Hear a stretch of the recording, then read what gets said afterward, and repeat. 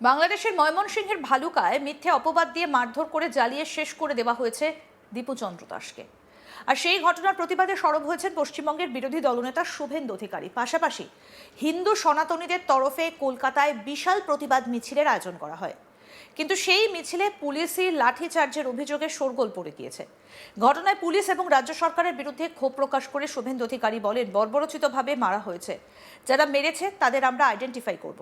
আমাদের ধারণা এই পুলিশের মধ্যে একটা বড় অংশ ভুয়ো ওবিসি সার্টিফিকেট নিয়ে তৃণমূলের জামানায় চাকরি পেয়েছে।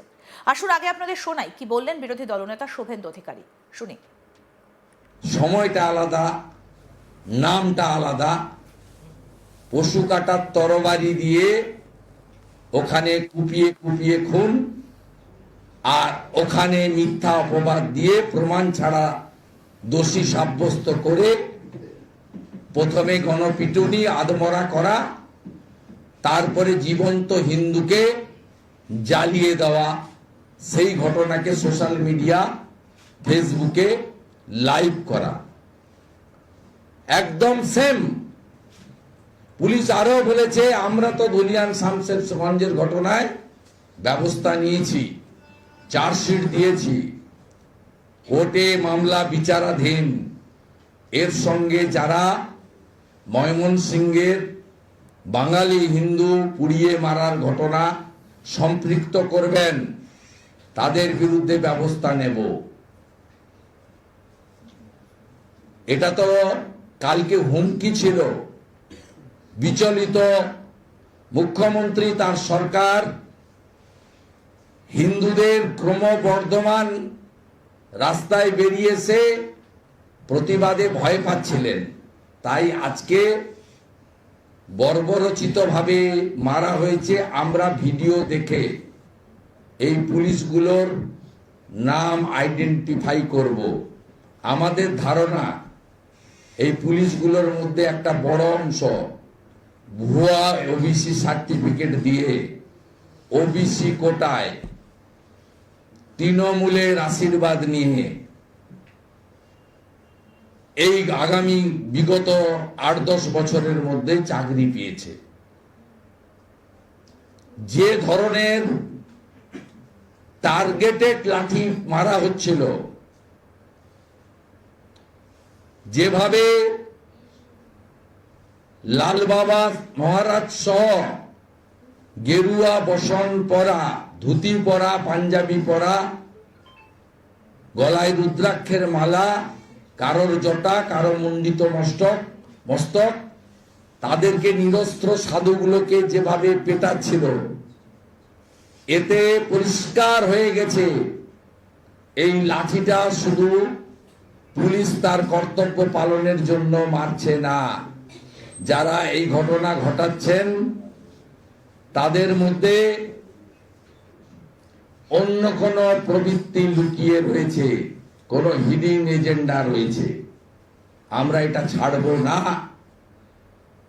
আগামীকাল বিভিন্ন সনাতনী সংগঠন, হিন্দুরা বাংলাদেশ পশ্চিমবঙ্গ বর্ডারের বিভিন্ন জায়গায় কোথাও 1 ঘন্টা, কোথাও 2 ঘন্টা অবরোধ করবে, সিম্বলিক অবরোধ হবে। 26 তারিখে আরো বেশি সংখ্যা নিয়ে আজকেই ডেপুটি হাই কমিশনারকে তৃতীয় চিঠি পাঠিয়েছি। As a leader of opposition আমাকে মিট করতে দিতে হবে সেকেন্ড হাফে। আমি রেসপন্স পেলে গুড, রেসপন্স না পেলেও যাব। সমগ্র হিন্দু সমাজকে 26 তারিখে আমাকে যদি অ্যালাউ করে আমি একাই মুভ করব, আমাকে যদি অ্যালাউ না করে আপনারাও আমার সঙ্গে আসবেন। আমরা এদেরকে শান্তিতে এই ডেপুটি হাই কমিশনার সহ বাংলাদেশের মুসলমানদের হিন্দুস্থানে বঙ্গভূমিতে শ্রী চৈতন্যদেব স্বামী বিবেকানন্দের মাটিতে, স্বামী প্রণবানন্দের ভূমিতে ডক্টর শ্যামাপ্রসাদ মুখার্জির তৈরি করা বাঙালি হিন্দুদের হোমল্যান্ডে আমরা সুস্থভাবে তাদের কাজকর্ম করতে দেব না। বাংলাদেশকে নিশানা করে শুভেন্দু অধিকারী আরো বলেন, ওই দেশ পুরোপুরি মৌলবাদীদের হাতে চলে গিয়েছে। হিমন্ত বিশ্ব শর্মার প্রসঙ্গ টেনে তিনি বলেন, এদের গুঁতো দরকার। এদের গুঁতো দেওয়ার জন্য আর্মি বা রাফাল পাঠানোর দরকার নেই। হাসিবাড়া থেকে রাফালের আওয়াজটা দিয়ে দিলেই যা হবার হয়ে যাবে।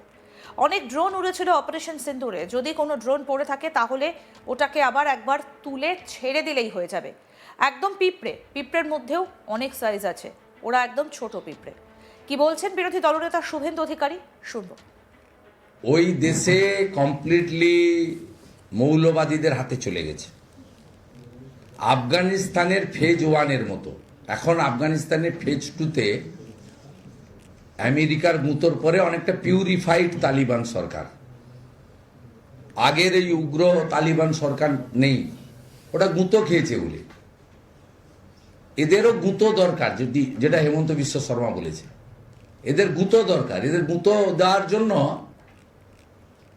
কোনো আর্মি আর রাফেল টাফেল পাঠানো দরকার নেই। হাসিমারা থেকে রাফেলের আওয়াজটা দিয়ে দিলেই যা হওয়ার হয়ে যাবে। আর অনেক ড্রোন উঠছিল অপারেশন সিঁদুরে, যদি কোনো ড্রোন পড়ে টড়ে থাকে ওটাকে আবার একবার তুলে ছেড়ে দিলেই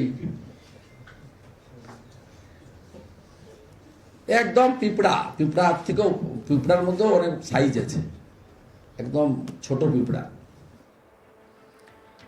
বাংলাদেশের ময়মনসিংহের ভালুকায় মিথ্যে অপবাদ দিয়ে মারধর করে জ্বালিয়ে শেষ করে দেওয়া হয়েছে দীপু চন্দ্র দাসকে। আর সেই ঘটনার প্রতিবাদে সরব হয়েছেন পশ্চিমবঙ্গের বিরোধী দলনেতা শুভেন্দু অধিকারী। পাশাপাশি হিন্দু সনাতনীদের তরফে কলকাতায় বিশাল প্রতিবাদ মিছিলের আয়োজন করা হয়, কিন্তু সেই মিছিলে পুলিশের লাঠিচার্জের অভিযোগে শোরগোল পড়ে গিয়েছে। ঘটনায় পুলিশ এবং রাজ্য সরকারের বিরুদ্ধে ক্ষোভ প্রকাশ করে শুভেন্দু অধিকারী বলেন, বর্বরোচিতভাবে মারা হয়েছে, যারা মেরেছে তাদের আমরা আইডেন্টিফাই করব। আমাদের ধারণা এই পুলিশের মধ্যে একটা বড় অংশ ভুয়ো ওবিসি সার্টিফিকেট নিয়ে তৃণমূলের জামানায় চাকরি পেয়েছে। কি বলেছেন বিরোধী দলনেতা এই বিষয়ে, আসুন আরেকবার শোনাই আপনাদের। সময়টা আলাদা, নামটা আলাদা। পশু কাটার তরবারি দিয়ে ওখানে কুপিয়ে কুপিয়ে খুন, আর ওখানে মিথ্যা অপবাদ দিয়ে প্রমাণ ছাড়া দোষী সাব্যস্ত করে প্রথমে গণপিটুনি, আদমরা করা, তারপরে জীবন্ত হিন্দুকে জ্বালিয়ে দেওয়া। সেই ঘটনাকে সোশ্যাল মিডিয়া, ফেসবুকে লাইভ করা, একদম সেম। পুলিশ আরো বলেছে, আমরা তো ধুলিয়ান শামশেরগঞ্জের ঘটনায় ব্যবস্থা নিয়েছি। আরো আপডেট পেতে দেখতে থাকুন আজ তাক বাংলা। সাবস্ক্রাইব করুন, নোটিফিকেশন পেতে বেল বাটন অপশন প্রেস করুন।